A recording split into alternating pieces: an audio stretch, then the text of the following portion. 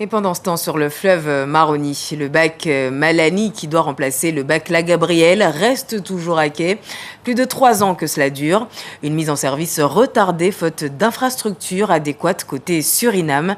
En attendant, les vacanciers font avec. On retrouve Pierre Tréfou. Devant l'embarcadère de Saint-Laurent du Maroni, les vacanciers prennent leur mal en patience avant l'ouverture du bac. Destination, le pays voisin, le Suriname. Avant, il y avait c'était rempli, on ne pouvait pas passer. On attendait des heures et des heures ici. Et aujourd'hui, c'est plus simple. Ah oui, aujourd'hui, c'est plus simple.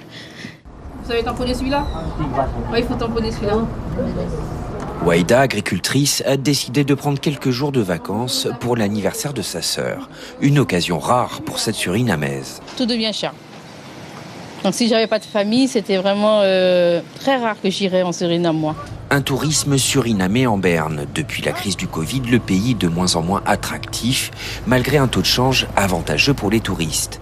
Barthès, piroguier, ne fait plus que quelques rotations occasionnelles.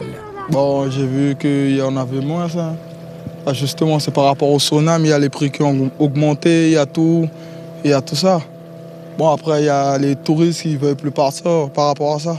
Pour Wendy, venue avec sa famille, le Suriname ne sera qu'une étape.